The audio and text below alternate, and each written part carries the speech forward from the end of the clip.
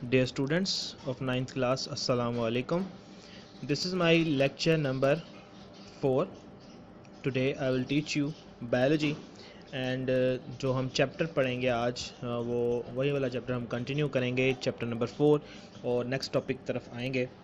और ये मेरा चौथा लेक्चर है बच्चों, आप लोगों के साथ ऑनलाइन लेक्चर जो हमारे स्कूल ने, यूनिवर्सल स्कूल ने जो ऑनलाइन लेक्चर्स का सिलसिला स्टार्ट किया है, उसका ये लेक्चर नंबर 4 है। तो अब हम आ जाते हैं अपने टॉपिक की तरफ। ठीक है, तो आज हमने जो टॉपिक स्टडी करना है बेटे, वो पढ़ना है सब सेलुलर और ए सेलुलर पार्टिकल्स। तो अगर आपको याद हो तो बेटा ये हमने टॉपिक जो कंटिन्यू किया है वो कंटिन्यू किया है 4.1.2 को।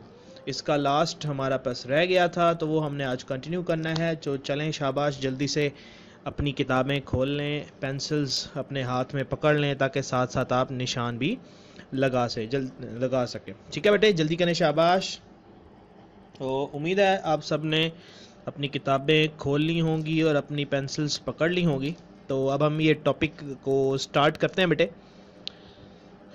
देखिए बेटे, लिखा हुआ है according to the first principle of cell theory all organisms ये दोबारा हम करते हैं। According to first principle of cell theory all organisms are composed of one और मोर सेल्स।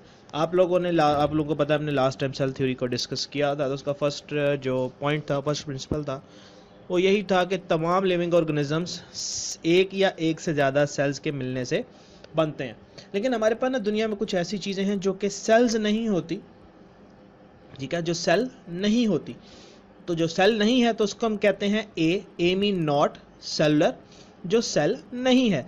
तो ए सेलुलर का मतलब क्या हो गया? ऐसी चीज़ जो कि सेल नहीं है। ठीक है, वो उसमें क्या आ जाता है? उसमें हमारे पास वायरसेस आ जाते हैं, प्रायोन्स आ जाते हैं और वायरॉइड्स आ जाते हैं। Are not composed of cells, जो कि सेल पे मुश्तमिल नहीं होते। Rather they are subcellular और ए सेलुलर पार्टिकल्स। जब बल्कि ये क्या होते हैं? सब सेलुलर मतलब सेल का कोई हिस्सा, कोई पार्ट होते हैं, या फिर सेल नहीं होते। कंप्लीटली डिफरेंट चीज़ होती है। ये सेल क्यों नहीं होते? क्योंकि इसमें सेल की वो जो मशीनरी है, मतलब जो ऑर्गेनेलीज हैं, वो इनमें मौजूद नहीं होती। और सबसे इंपॉर्टेंट बात, they do not run any metabolism in them, उनमें कोई मेटाबॉलिज्म नहीं होता। मेटाबॉलिज्म क्या होता है? लिख ले इसकी डेफिनेशन को, राइट डाउन कर लें बच्चे शाबाश। The chemical reactions taking place in an living organism is known as metabolism। दोबारा रिपीट करो बेटा, लिख लें शाबाश। The chemical reactions taking place inside the living organisms are called metabolism या is called metabolism। For example, cellular respiration, digestion, photosynthesis। तो ये सारे हमारे पास क्या हैं? मेटाबॉलिज्म कहलाते हैं। ठीक है बेटे, लिख लिया, वेरी गुड। अब नेक्स्ट हम चलते हैं। देखिए लिखा हुआ है they show some characteristics of living organisms. कहता है कि ये जो हमारे पास सब सेलुलर और ए सेलुलर पार्टिकल्स हैं, ये हमारे पास लिविंग ऑर्गेनिजम्स के कुछ कैरेक्टर शो करते हैं। For example, they can increase in number and can transmit characters to the next generation. वो डिवाइड हो सकते हैं, मतलब एक है सब सेलुलर पार्टिकल तो वो दो हो सकते हैं। जैसे वायरस है, एक है तो दो हो जाएगा, दो है तो तीन हो जाएगा। और they can transmit their characters to the next generation, और अपने कैरेक्टर्स को नेक्स्ट जनरेशन में वो पहुंचा भी सकते हैं। ठीक है, तो अब आगे चलने से पहले हम एक बात कर लें, थोड़ा सा रिपीट कर लें, रिवाइज कर लें। हो सकता है आपके जहन में ना हो, क्योंकि हमने बात चैप्टर 3 में पढ़ी थी कि प्रायोन्स क्या होते हैं और वायरॉइड्स क्या होते हैं। ठीक है, तो हम एक दफ़ा इसको रिवाइज कर लेते हैं। तो अगर आप यहाँ पे देखें तो ये यहाँ पे मेरे पास डेफिनेशन लिखी हुई है। वायरॉइड्स क्या है? Viroids are plant pathogens. Viroids क्या है? प्लांट पैथोजेंस है।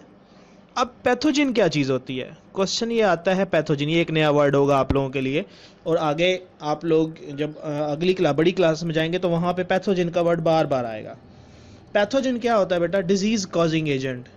ऐसा ऑर्गेनिज्म या ऐसी कोई चीज़ जो डिजीज़ कॉज कर रही है, उसको हम पैथोजन कहते हैं। ये नॉन लिविंग हो सकता है। ठीक है, जैसे हमारा वायरॉइड नॉन लिविंग है, उनके सेल ही नहीं है ये। ठीक है, तो ये क्या है, ये पैथोजन है हमारे पास, ठीक है। तो वायरस क्या है, प्लांट पैथोजेंस होते हैं जो प्लांट पे हमला करते हैं। अब इस होते क्या है, consist of a very short stretch of circular single stranded RNA, ठीक है। ये किसके बने होते हैं, इसमें कहता है कि शॉर्ट और सर्कुलर आरएनए, शॉर्ट और राउंडेड आरएनए का एक स्ट्रैंड होता है, ठीक है। That does not have a protein code, और that does not have a protein coat, और ये प्रोटीन के कोट से कवर नहीं हुआ होता, ठीक है। उसके बाद नेक्स्ट है prions. Prions are protein particles that can cause other proteins to form abnormal shapes which causes diseases. Prions क्या होते हैं, प्रायोन्स एक प्रोटीन्स होती हैं, ठीक है। प्रायोन्स खुद प्रोटीन की बनी हुई हैं, प्रोटीन्स हैं जो कि ख़राब प्रोटीन है, जब किसी दूसरी प्रोटीन से टकराती हैं तो उसको भी क्या कर देती हैं, ख़राब, और वो ख़राब प्रोटीन फिर इन रिटर्न क्या करती है, मुख्तलिफ डिजीज़ कॉज करती है, ठीक है। अब फॉर एग्ज़ाम्पल हम बात करें, अगर हमारे पास एक डिज़ीज़ होती है सिकल सेल एनीमिया, तो उसमें एक प्रोटीन ख़राब हो जाती है, ठीक है। उस प्रोटीन के ख़राब होने की वजह से जो हमारा रेड ब्लड सेल है उसकी शेप चांद, कुछ दिनों का जैसे चांद होता है तो उस शेप का वो बन जाता है, सी शेप बन जाता है रेड ब्लड सेल, जिसको हम सिकल सेल कहते हैं, ठीक है। उससे खून की कमी हो जाती है, ब्लड के अंदर ब्लड की कमी हो जाती है बॉडी में, और ऑक्सीजन की भी कमी हो जाती है, ठीक है। तो इस तरह से ये हमारे पास प्रायन्स हो गए और ये वायरॉइड्स हो गए, ठीक है। अब नेक्स्ट चलते हैं। अब देखिए हमने बात की कि ये ए सेलुलर है या फिर सब सेलुलर है, इस वजह से हम इसको 5 किंगडम क्लासिफिकेशन में प्लेस नहीं करते।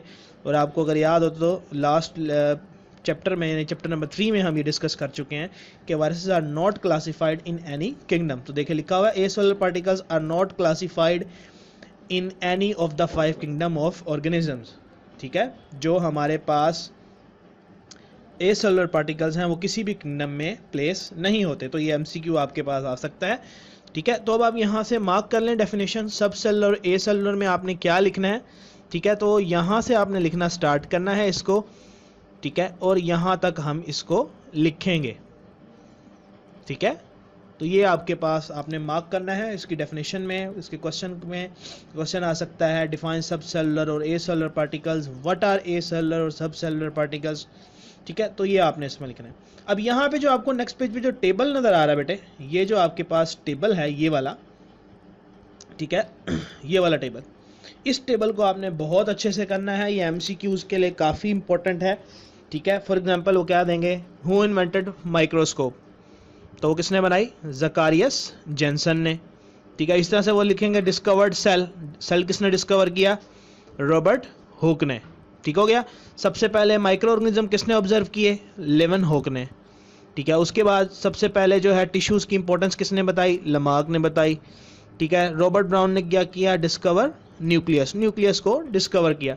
तो इस तरह से ये सारे आप लोगों ने याद कर लेने हैं अच्छे तरीके से। ये एमसीक्यू के लिए टेबल बहुत ही ज़्यादा इंपॉर्टेंट है, ठीक है।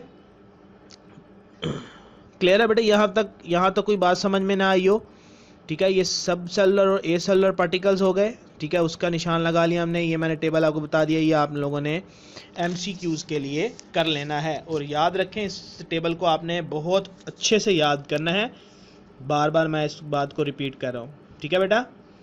तो इसमें से यही हमारे पास ये एक शॉर्ट क्वेश्चन यहाँ से यहाँ तक बनता है, ठीक है। और उसके बाद ये वाला जो है हमारे पास एमसीक्यू बनता है, ठीक है बेटे। आपने ये दोनों क्वेश्चंस को, दोनों डेफिनेशंस को अच्छे से याद कर लेना है। उसके बाद ये आपके पास एमसीक्यूज़ हैं, और अगर हम इनको काउंट करें 1 2 3 4 5 6 7 8 9 एमसीक्यूज़ हैं ये, और एक 10, तो 10 एमसीक्यूज़ और 2 शॉर्ट क्वेश्चन यहाँ से बन सकते हैं, ठीक है। अगर बनना इस चैप्टर से आते तो नहीं आते जब, लेकिन वैसे मैं कह रहा हूँ इनमें से बन तो सकता है ना कोई ना कोई, ठीक है। तो ये आप लोगों ने अच्छे से इसको मेमोराइज़ कर लेना है, ठीक है। उसके बाद नेक्स्ट लेक्चर में हम नेक्स्ट जो हमारा पार्ट है उसको हम स्टार्ट करेंगे, जिसमें हम पढ़ेंगे सेलुलर स्ट्रक्चर्स एंड फंक्शन, यानी अब सेल लेवल पे जाएंगे। तो और अब हम पढ़ेंगे कि सेल किन किन कंपोनेंट्स का बना होता है और उन हर कंपोनेंट का फंक्शन क्या है, ठीक है बेटे। अपना ख्याल रखिएगा, इस चीज़ को अच्छे से याद कीजिएगा, और अपने रफ रजिस्टर्स पे याद करने के बाद प्रैक्टिस के तौर पे उसको लिखना भी है, याद रखें, चेक होना है छुट्टियों के बाद बच्चे। अल्लाह हाफिज़।